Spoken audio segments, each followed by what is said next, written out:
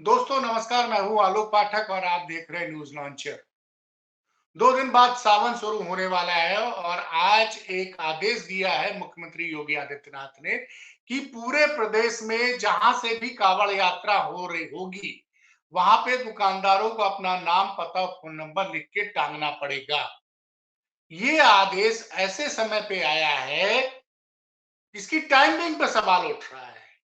देखिए, हर दुकानदार को अपना नाम पता लिखना चाहिए, क्योंकि वो नॉर्मली बहुत से लोग जो ढाबा चलाते हैं, रेस्टोरेंट चलाते हैं, फूड लाइसेंस होता है और जीएसटी का होता है। कई राज्यों में जीएसटी का लाइसेंस बोलते हैं, चिपका दो। लेकिन ये जो आदेश, इसमें ठेले वाले भी शामिल किए गए हैं। अब इस आदेश के बाद तमाम तरह के राजनीतिक बयानबाजी शुरू हो गई है। इस आदेश में कहीं ये नहीं कहा गया है कि सिर्फ एक धर्म विशेष के लोग ही अपना नाम पता बताएंगे, लेकिन कुछ पत्रकारों ने और खासकर सौरभ जो रेड माइक चलाते हैं, वो कल गए और उन्होंने कई मुजफ्फरनगर, सबसे पहले आदेश मुजफ्फरनगर जिले के एसपी अभिषेक सिंह ने जारी किया था और बाद में सहारनपुर के डीआईजी ने बोला नहीं, ये पूरे रेंज में है। और शाम होते होते डीके ठाकुर जो एडीजी जोन है वहां के, उनका जब बयान आया कि ये तो लॉ एंड ऑर्डर की वजह से पिछले साल से इंप्लीमेंटेड था। खैर, अब उसमें जो बड़ी बातें हुई हैं, एक तो ये हुई है कि कई ढाबा वालों ने ये कहा कि हमको ये बोला गया है कि इस दौरान आपके यहाँ अगर कोई मुस्लिम कर्मचारी है तो उसको हटा दीजिए। ये जरा चौंकाने वाला तथ्य है। ये ढाबा मालिकों ने सौरभ शुक्ला के साथ बातचीत में बाकायदे बोला है। खैर, चूंकि ये प्रकरण ऐसा है, ये इसने पूरे हिंदुस्तान में आज तहलका मचा दिया। इस निर्णय की बड़ी आलोचना हो रही है। तो सत्ता पक्ष के लोग और आईटी सेल और तमाम जो सत्ता पक्ष के पत्रकार हैं, वो ढूंढ के ले आए कि ये आदेश जो है 2011 का कांग्रेस की सरकार ने पास किया। लेकिन ये जो आदेश था, ये ठेले वालों के लिए नहीं था। ठेले वाला, गुमटी वाला, ये था कि जो भी खाने पीने की दुकान कर रहा, लाइसेंस ले रहा है, उसको अपना नाम पता साफ साफ लाइसेंस के साथ लिखना चाहिए। ठीक है, हमारे साथ इस मुद्दे पर बात करने के लिए हमेशा आम आदमी की आवाज उठाने वाले जबरिया रिटायर्ड आईपीएस, जो आजकल एक राजनीतिक दल भी चलाते हैं, आजाद अधिकार सेना, उसके अध्यक्ष हैं, वो हैं, मैं कंट्रोल उनसे कहूंगा जरा अमिताभ ठाकुर जी को जोड़ा जाए। अमिताभ सर, ये आपके जूनियर रहे होंगे डीके ठाकुर, अगर मैं सही हूं, या आपके सहयोगी रहे होंगे। ये उनका कहना है कि ये आदेश तो पिछले साल से ही था। ये लॉ एंड ऑर्डर से जोड़ रहे हैं कि हर आदमी अपना नाम पता हर दुकानदार बताए। ये ऐसी कौन सी मजबूरी हो गई सर कि आप कांवड़ यात्रा में हर दुकानदार को अपना नाम पता सब कुछ लिखना पड़ेगा? और आप इसको कैसा मानते हैं? देखिए सर, मैं जैसे इस तरह की स्थितियों को जब देखता हूँ, तो मुझे वो जो सफ़र फ़िल्म में जो गाना था, जो मेरे ख़्याल से फ़िरोज़ खान ने गाया था शर्मिला टैगोर के लिए कि तुम दिन को कहो रात तो मैं रात कहूँगा। मुकेश की बहुत प्यारी आवाज़ में ये गाना था, जिसमें मतलब वो तो हीरो-हीरोइन के लिए कह रहा है कि तुम जो कहोगे मैं वही कहूँगा, बहुत बेहतर कहूँगा। यद्यपि बाद में टिकी नहीं, झगड़ा-फगड़ा हो गया। तो उत्तर प्रदेश में भी और शायद हर जगह होता होगा, उत्तर प्रदेश में विशेष करके और उसमें भी बड़े अफ़सरों में, आईएएस और आईपीएस अफ़सर, मुझे ये सब फ़िरोज़ खान ही की तरह दिखते हैं, जो हमेशा सत्ता को यही गाते फिरते हैं कि तुम जो कहोगे उसका पूर्ण पालन करूँगा। दिन को अगर रात कहोगे, रात कहूँगा। पूरी तरह से पूर्ण पालन। यह कोई नई बात नहीं है। आपने डीके ठाकुर की बात कही, डीके ठाकुर एक अफ़सर हैं, अभिषेक सिंह की बात कही, कोई वहाँ आपने किसी आईजी, डीआईजी का नाम लिया। यह सब एक ही फर्मा के अलग-अलग मैं कहूँगा कि रूप हैं, लेकिन यह नया भी नहीं है। मुझे याद है जब मैं एसपी सिटी मुरादाबाद में था, मैं आपको बता रहा हूँ 1996 की बात। वह अफ़सर अब रिटायर हो गए होंगे, इसलिए उनका नाम मुझे लेना उचित नहीं लगेगा। एक जिला मजिस्ट्रेट थे मुरादाबाद में, बहन जी की, मायावती जी की सरकार थी और मैं नया नौकरी में था और मुझे ये सब चीज़ें शुरू से बड़ी अटपटी लगती थी।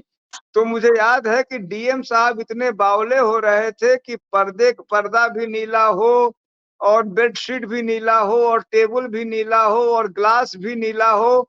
मैंने मज़ाक में कहा, साहब उनको नीला पानी भी पिला दीजिए। तो मुझ पे बहुत नाराज़ हो गए कि तुम जो है ये मस्खरी का समय नहीं है, बहन जी बहुत नाराज हो जाएंगी कोई और रंग देख के। फिर हमने लाल रंग देखा, मुलायम सिंह जी का एज देखा।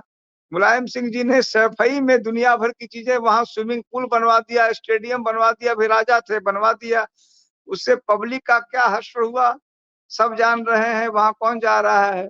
अब उसकी एक और अतिवादी स्थिति अब दिख रही है।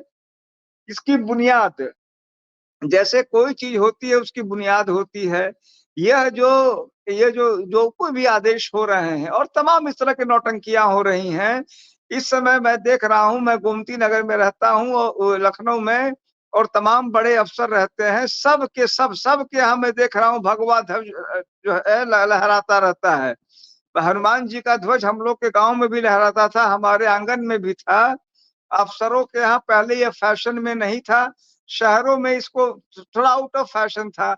अब हो गया है कि जितने बड़े अफसर हैं उतना मोटा ध्वज जो है भगवा का फहरा रहे हैं, ताकि इनका मैसेज सही जाए कि ये सही तरफ है। आज मैं दावे से कह सकता हूं, जैसे अखिलेश यादव ये मानसून ऑफर दे रहे हैं, और आज मानसून ऑफर में ये बदल जाए, तो वो झंडे और वो भगवे और ये जो है पुष्प वर्षा, जो प्रशांत कुमार जी हैं, हमारे मजबूत मूछों वाले डीजीपी साहब, ये जो है अभी अभी पुष्प वर्षा ये भूल जाएं। ये जो नया मौसम आए तो नए मौसम की कहानी शुरू हो जाएगी, नए मौसम की।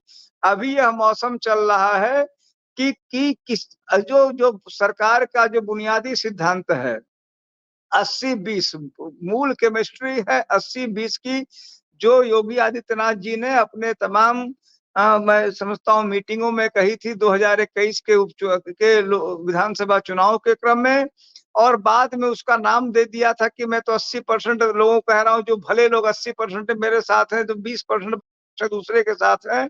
लेकिन वह भी समझ रहे थे और भी समझ रहे थे, सब समझ रहे थे एक मुश्त, यह 80 क्या है 20 क्या है।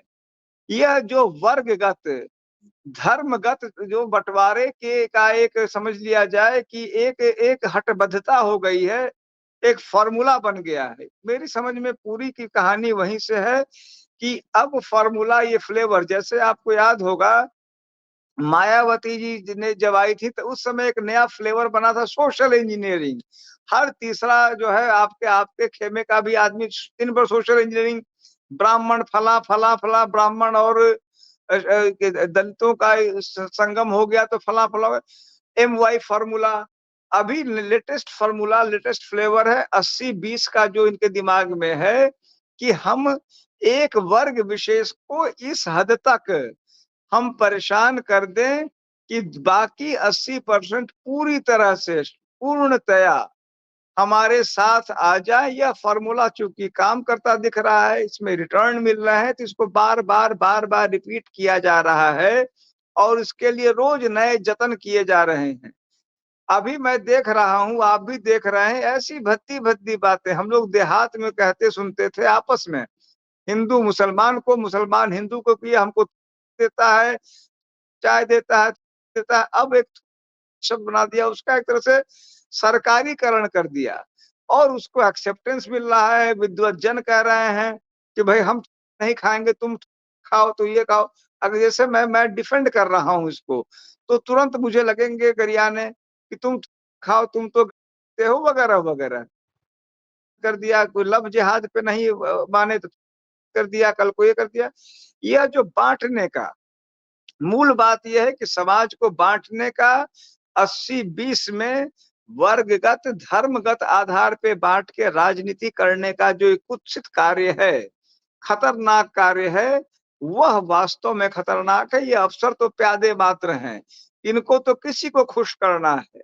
इन्होंने बहन जी को खुश रखने की कोशिश की, इन्होंने मुलायम सिंह जी को, कल्याण सिंह जी को, कल्याण सिंह जी ने कहा कि जेन्युइन हो, लॉ ऑर्डर के लिए काम किया, इसने जो कहा वो किया। आज का फ्लेवर है पुष्प वर्षा, आज का फ्लेवर है लोगों को बांटना, आज का फ्लेवर है अयोध्या में दिए जलाना।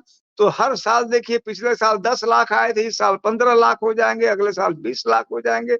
अब सर मैं आपको रोकूंगा सर। ये फ्लेवर जो था, ये था 2024 लोकसभा चुनाव के पहले। लेकिन 2024 के लोकसभा चुनाव में तो भारतीय जनता पार्टी अयोध्या में चुनाव हार जाती है, और तो और बद्रीनाथ में उपचुनाव होता, वो ठीक कांग्रेस की सीट थी, कांग्रेस का विधायक इस्तीफा दिया, वहां भी चुनाव हार जाती है, और सपा गठबंधन को भाजपा से ज्यादा वोट मिलता उत्तर प्रदेश में। उत्तर प्रदेश में भाजपा जो है 66 से घटकर 36 पे आ जाती है। तो धर्म का जो वो था, चाशनी बना के राजनीति में वोट पाने की जो सिलसिला था 2014 से चला था, 2024 में जनता ने उसको नकार दिया। तो फिर ये क्यों इस तरह की जो एक कहते हैं काठ की हाड़ी बार बार नहीं चढ़ती है, इस बार जनता ने उसको उत्तर प्रदेश के और कई देश के कई राज्यों में नकार दिया। राजस्थान में लगातार 25-25 सीटें जीते थे, इस बार वो घट के जो है 14 पे 11 सीटें हार गए। बंगाल में भी पिछली बार ज्यादा सीटें जीते थे, इस बार घट के 12 पे आ गए। उत्तर प्रदेश में तो आ ही गए, हरियाणा में 10 से 5 आ गए। तो अब वो धर्म वाला इस बार जो चुनाव के में जनता ने मतदान करने गई, तो ज्यादातर हिंदू धर्म के लोगों ने ही, एक तरफ इनको पिछले बार यूपी में बात किया जाए तो 51% वोट मिला था, इस बार ये घट के 42% आ गए। तो इनका तो वोट परसेंट घटा है। फिर अगर ये इस तरह की राजनीति करेंगे 80-20 की, जिसपे वो असफल हो चुके हैं, तो ये राजनीतिक, मुझे तो लगता है राजनीतिक दृष्टि से ये और भी स्टेप हो गया। देखिए, मैं इस पर यह कहूंगा कि मैं कोई भारतीय जनता पार्टी के इस प्रकार की राजनीति का प्रशंसक नहीं हूं। इसके विपरीत मैं इसका घोर निंदक हूं। तो अगर वह मेरे ख्याल से रामविलास शर्मा जी ने एक पुस्तक लिखी थी, निराला। उसमें उन्होंने कहा था कि निराला में टेंडेंसीज थी, महाकवि निराला में, महाप्राण निराला में। तो अगर ये पार्टी जो इतना कुछ देश में खास करके धर्मगत बंटवारे का जो है, जो गंदा कार्य कर रही है, अगर ये ट्रेंड पे है, तो मैं इनको रोकने जाना या समझाने जाने वाले व्यक्तियों में नहीं हूं। मैं कहूंगा कि तुम करते रहो भाई। कम से कम जैसे इन्होंने कांग्रेस मुक्त भारत की बात कही थी, मैं भाजपा मुक्त भारत की बात नहीं करता हूं, क्योंकि सबके बाद भी हर फ्लेवर की देश को जरूरत है। यह कहना कहीं ना कहीं निश्चित रूप से मैं कह दूं तो मूर्खता होगी। अब 51% लोग या 40% लोग आज भी तो साथ हैं। कहीं ना कहीं कांग्रेस ने भी, अन्य पार्टियों ने भी अतिवाद किया था और स्पष्ट रूप से धर्मगत राजनीति की थी, उसका ही ये रिएक्शन था। तो जरूरत इनकी भी है, जरूरत उनकी भी है। न उनके मुक्ति की आवश्यकता है, न इनके मुक्ति की आवश्यकता है, लेकिन इन पर भी लगाम लगने की आवश्यकता है। अगर यह नहीं समझ रहे हैं, उसी पथ पर आगे बढ़ना चाह रहे हैं, तो मैं इसको ईश्वरीय कृपा मान रहा हूं कि कुछ दिन और वो टिमटिमा ले। क्योंकि जहां मैंने समझा है, जो मैंने सोशल मीडिया पे इनके जो जो कोर ग्रुप हैं, जहां से इनके सारे फैसले बनते हैं और सोशल मीडिया पर परिलक्षित होते हैं, उनमें यही दिख रहा था कि इन्होंने यह एनालिसिस किया कि हम इसीलिए हारे कि क्योंकि हमारे मुखिया ने माइनॉरिटीज के प्रति अपना पूर्ण मोह नहीं छोड़ा। अब हम यह, जैसे वहां के एक सांसद ने भी जिस तरह दरभंगा के या कहीं के कहा कि अब हम उनके लिए करेंगे ही नहीं। तो या मेरे ख्याल से शायद बिहार में ही किसी जगह से कहा था। निशिकांत दुबे ने कहा, झारखंड के आपके झारखंड के सांसद है निशिकांत दुबे, केंद्रीय मंत्री रहे हाँ, हैं, तो कि जो अब हमको जो वोट है, नहीं दिया तो उसके लिए कुछ नहीं करेंगे। और मेरी शुभेंदु समझ अधिकारी में, ने भी बोला है, बंगाल के भाजपा अध्यक्ष ने, आप सही कह रहे हैं। मेरे ख्याल से इन लोगों ने जो एनालिसिस किया है वो यह किया है कि अब कि हम लोग इसीलिए हारे क्योंकि हम लोगों ने गलत लोगों को के लिए किया। जिसके आपको याद हो, सोशल मीडिया में कई जगह सांप और दूध, सांप किसका प्रतीक बनाया गया?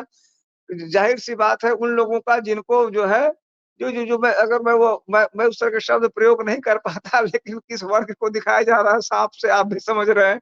दूध पिलाते हुए मोदी जी दूध पिला रहे हैं गलत आदमी के लिए। तो मेरी समझ यह है कि अब इनका मानना है कि अब हमको और हार्डकोर बनना है, हमको और ज्यादा अपना कोर वोट पे फोकस करना है, हमको और तोड़ फोड़ मचाना है। अगर मैं साफ कहूं, अगर इस देश में कानून का वास्तविक राज होता, तो यह जो कुछ भी ये लोग कर रहे हैं, जिस तरह खुला जिहाद, यह सब वास्तव में गंभीर अपराध हैं, देश को तोड़ने के गंभीर प्रयास हैं। इन पर निश्चित रूप से कठोर कार्रवाई होनी चाहिए। छोटी छोटी बातों पे ये कार्रवाई करते हैं। इस प्रकार से एक बहुत बड़े वर्ग को जानबूझ के जबरदस्ती गंदे ढंग से विद्रुप रूप से उनको गलत पेंट करके समाज में जिस प्रकार का वैमनस्य फैलाया जा रहा है, क्योंकि अब मैं देख रहा हूँ सुबह से आ रहा है कि वो है कहीं सेब कहीं फला। अरे भाई कौन की अब मैं आपको भाई मान लीजिए मुझे तो लगता है कोई किसी के घर खाना ही ना खाए न खिलाए, मैं आपको खाना खिलाऊंगा, मैं किचन में थूकूंगा या नहीं थूकूंगा, ये आप क्या जान रहे हैं, आप ही थूकेंगे भाई, पर रोक लगा पाएगा कोई क्या? ऐसे मूर्खतापूर्ण बातें कही जा रही कि केवल मुसलमान से हम नहीं, उनको किसने रोका है? मैंने तो कई मुसलमानों से सुना है कि वो कहते हैं कि हिंदू है। अब इस की राजनीति पर हमारा देश पहुंच गया है, यह खतरनाक है, बहुत ही खतरनाक है। और मैं ऐसी किसी बात को मानने से पूर्णतया इनकार करता हूँ। मुझे कोई तकलीफ नहीं है, कोई दे रहा है, कौन देख रहा है पानी है कि थूक है। लेकिन जिस प्रकार का इन्होंने गंदापन दिखाया है समाज में, गंदी बातें फैलाने की कोशिश की है, समाज को तोड़ने की, समाज में वैमनस्य फैलाने की, वह तो बहुत बहुत खतरनाक है। इस पर निश्चित रूप से कानूनी कार्रवाई होनी चाहिए, अगर वास्तव में इस देश में कानून है तो। चलिए सर, मतलब आपका कहना ये है कि इस कानून पे मतलब कोर्ट को इस मामले का संज्ञान लेना चाहिए। और सही बात, और आपने और बोला कि इस तरह की कहते जब भाजपा ज्यादा करेगी तभी वो सत्ता से बाहर जाएगी। और आप कहीं न कहीं ये भी मानते हैं कि भाजपा के उत्थान के लिए कांग्रेस की भी नीतियां जिम्मेदार रही हैं, लेकिन आप ये चाहते हैं कि न देश कांग्रेस मुक्त हो न भाजपा मुक्त हो, देश में कानून का राज चले। खैर, आपने जो समय दिया उसके लिए बहुत बहुत धन्यवाद। नमस्कार। नमस्ते।